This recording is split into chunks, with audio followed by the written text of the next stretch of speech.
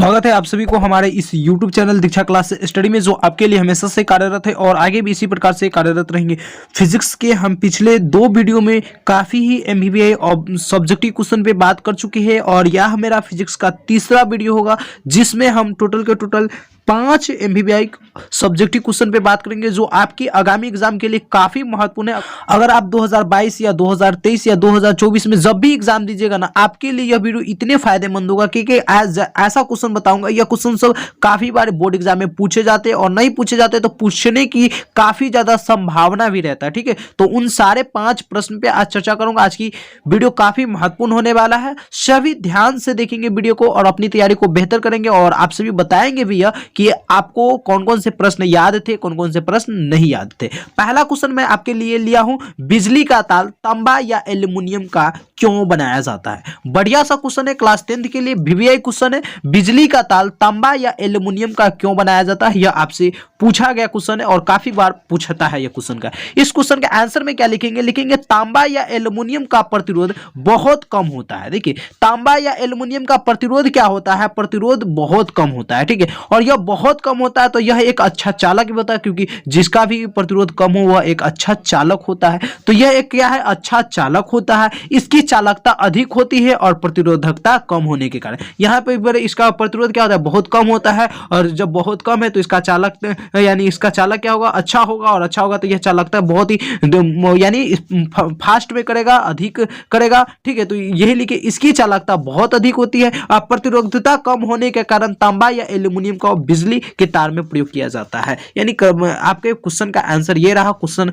कह रहा था आपका, बिजली का तार तांबा या एल्युमिनियम का क्यों बनाया जाता है। इसके आंसर में लिखेंगे, काफी इजी क्वेश्चन है और क्वेश्चन भी इजी है और आंसर भी इजी है, थोड़ा सा दिमाग लगाना है। बस 2 चीज को यहाँ पे ध्यान रखिएगा, इसका प्रतिरोध क्या होता है, तांबा और एल्युमिनियम का प्रतिरोध क्या होता है, बहुत कम होता है। और यह क्या है, चालक बहुत अच्छा चालक होता है। इसकी चालकता क्या है, बहुत अधिक होता है और यह प्रतिरोधकता कम होता है। यानी इसका प्रतिरोधकता क्या होता है, कम होता है। और कम होने के कारण ये इसी सब के कारण हम क्या करते हैं, बिजली के तार में तांबा या एल्युमिनियम का प्रयोग करते हैं। काफी बढ़िया सा क्वेश्चन था आपके लिए।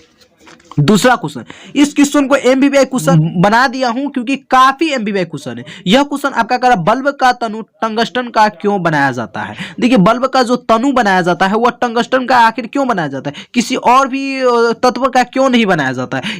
यह प्रश्न है ना, काफी बढ़िया सा क्वेश्चन है, पूछा जाता है और इसका आंसर भी बहुत ईजी, बस 2 से 3 लाइन में लिखेंगे, आपको 2 नंबर मिल जाएगा। ठीक है, लिखेंगे 3700 डिग्री सेल्सियस होने के कारण अधिक ताप होने पर भी यह नहीं पिघल पाता है। जो टंगस्टन होता है ना, इसका 3700 डिग्री सेल्सियस होता है। कहीं कहीं पे आपको 3500 भी रहेगा, तो इस बात को याद रखिएगा, लेकिन करेक्ट आपका 3700 हो जाएगा। 3700 डिग्री सेल्सियस होने के कारण क्या होता है, यह बहुत अधिक ताप होने पर भी यह नहीं पिघल पाता। यानी बल्ब में जो तनु लगाया जाता है, बल्ब में जो अक्रिय और निष्क्रिय गैस भरा जाता है, क्यों भरा जाता है, ताकि वह बल्ब पिघले ना। और यह जो तनु बनाया जाता है, तनु क्यों बनाया जाता है, तनु हम अगर बेहतर तनु लगाएंगे तब ना यह बल्ब पिघलेगा नहीं और इसमें वाष्प नहीं बनेगा। तो इसीलिए क्या कहा जाता है, बल्ब का तनु टंगस्टन का क्यों बनाया जाता है, तो लिखेंगे 3700 डिग्री सेल्सियस होने के कारण, यह 3700 डिग्री सेल्सियस पे रहता है। ठीक है, टंगस्टन, लेकिन ताप होने के कारण, अधिक ताप होने पर भी यह नहीं पिघलता। यानी इसमें क्या अधिक ताप है, अधिक 3700 डिग्री सेल्सियस ताप होता है इसमें,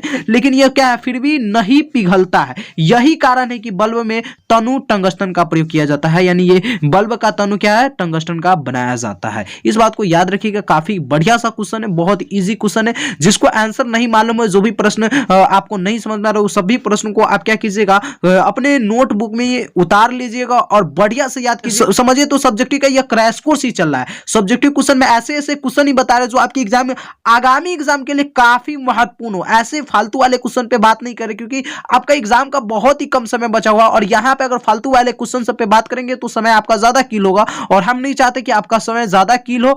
इसीलिए बढ़िया बढ़िया क्वेश्चन पे बात करेंगे जो आपके एग्जाम के लिए बहुत जरूरी क्वेश्चन हो। ठीक है, तीसरा क्वेश्चन हम आपके लिए लिए। तीसरा क्वेश्चन कह रहा, विद्युत उपकरण में नाइक्रोम का इस्तेमाल क्यों किया जाता है। विद्युत उपकरण करने में हम नाइक्रोम का, यह नाइक्रोम एक तार होता है, ठीक है, इसका हम इस्तेमाल क्यों करते हैं या क्यों किया जाता है, प्रश्न इस प्रकार से पूछा जाएगा। लिखेंगे, नाइक्रोम या मिश्र धातु की प्रतिरोधकता का मान धातु की अपेक्षा अधिक होता है। देखिए, नाइक्रोम या कोई भी मिश्र धातु, उसकी प्रतिरोधकता क्या होता है, धातु की अपेक्षा अधिक होता है। धातु और भी धातु की अपेक्षा अपेक्षा क्या होता है, इसकी प्रतिरोधकता क्या होता है, अधिक होता है, और इसका गलनांक भी उच्च होता है, और इसका गलनांक भी क्या होता है, उच्च होता है। यह जल्दी गलते नहीं है, ठीक है। इसका गलनांक भी उच्च होता है, इसका ऑक्सीकरण नहीं होता, इसका ऑक्सीकरण भी नहीं होता। किसका, नाइक्रोम का ऑक्सीकरण में, यहाँ पे हम नाइक्रोम पढ़ रहे हैं तो यहाँ पे नाइक्रोम पढ़ेंगे। इसका नाइक्रो यानी इसका ऑक्सीकरण भी क्या होता है, नहीं होता है।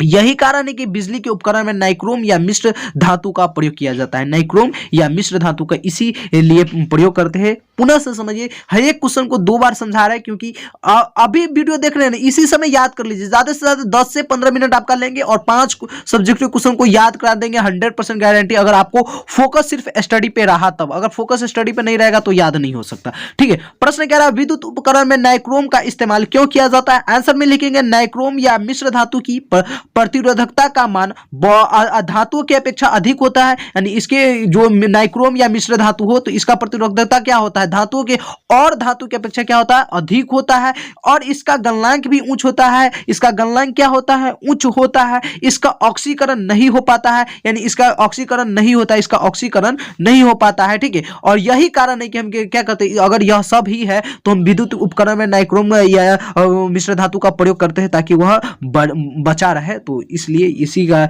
यहाँ पे लिख दिए हुए यही कारण है कि बिजली में हम नाइक्रोम तार या मिश्र धातु का उपयोग करते हैं। यह आपका तीसरे क्वेश्चन का आंसर हो गया। ना समझ में आया कमेंट बॉक्स में बताइएगा, ठीक है। कोई भी क्वेश्चन में थोड़ा सा भी डाउट लगे कि सर नहीं समझ में आ रहा है तो उस क्वेश्चन को है ना कमेंट बॉक्स में लिख दीजिएगा कि सर इतने नंबर क्वेश्चन को नहीं समझ में आ रहा है, फिर से समझाइए। तो दूसरे वीडियो जब लाएंगे ना आपके लिए तो उसमें बेहतर तरीका से और समझाएंगे। ऐसा तो इतने बेहतर तरीका से समझा रहा है कि आपको याद ही हो जाएगा अगर 1 से 2 बार वीडियो को देखिएगा तब।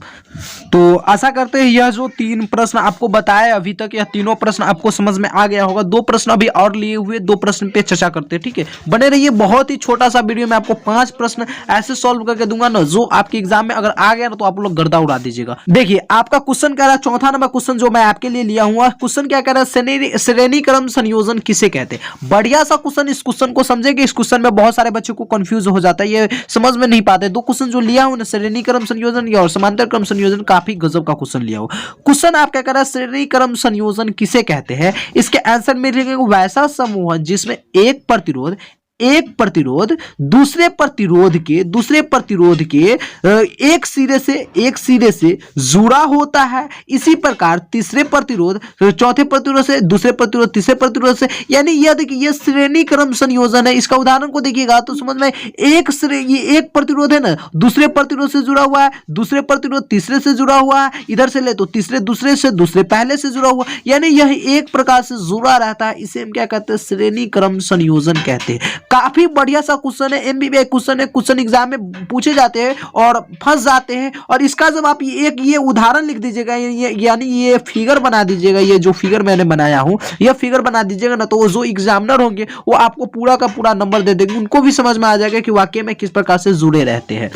अगला क्वेश्चन आपके लिए मैं लिया हूं समांतर क्रम संयोजन। ये आपका 5वां नंबर क्वेश्चन हो जाएगा कि समांतर क्रम संयोजन किसे कहते हैं या क्या होता है। इसके आंसर में लिखेंगे वैसा समूह जिसमें प्रतिरोधकों का दोनों सिरा दूसरे प्रतिरोध के दोनों सिरे से जुड़े होते। देखिए प्रतिरोधकों का सिरा दूसरे प्रतिरोध के दोनों सिरे से जुड़े होते। देखिए यह भी ऐसे जुड़ा हुआ है, इधर से भी जुड़ा हुआ है, इधर से देख लीजिए, इधर से जुड़ा हुआ है, यानी ये क्या है, जुड़ा रहता है एक दूसरे से। यह प्रतिरोध R1 हो गया, R2 हो गया, R3 हो गया। तो इस प्रकार से इसका आंसर लिख सकते हैं। प्रश्न आपका कर रहा था समांतर क्रम संयोजन किसे कहते हैं। इसके आंसर में लिखेंगे वैसा समूह जिसमें प्रतिरोधकों का दोनों सिरा क्या है, दोनों सिरा दूसरे प्रतिरोध के दोनों सिरे से जुड़े रहते हैं, यानी दूसरे प्रतिरोध के दोनों सिरे से जुड़े रहते हैं। ये देखिए जो जुड़े हैं ना, जुड़े ये यहाँ पे देख सकते हैं, जुड़े हुए ना, पहले प्रतिरोध दूसरे प्रतिरोध से, दूसरे प्रतिरोध तीसरे प्रतिरोध से, यानी इस प्रकार से जुड़े रहते हैं। अगर इस प्रकार से जुड़े रहते हैं तो उसे हम क्या कहते हैं, समांतर क्रम संयोजन कहते हैं। तो ये रहा आपके लिए आज का 5 क्वेश्चन जो आपके आगामी एग्जाम के लिए काफी महत्वपूर्ण क्वेश्चन था। आशा करते हैं यह 5 क्वेश्चन आपको बेहतरीन तरीका से समझ में आया हो। कोई भी डाउट हो या कोई भी प्रश्न हो तो आप हमारे कमेंट बॉक्स में लिख सकते हैं। उससे भी नहीं होगा तो आप हमारे मोबाइल नंबर 8920713254 पे व्हाट्सअप कर सकते हैं, ठीक है। व्हाट्सअप नंबर है, व्हाट्सअप करिएगा। जो प्रॉब्लम हो आपके हर एक प्रॉब्लम को सॉल्व करने की कोशिश करेंगे।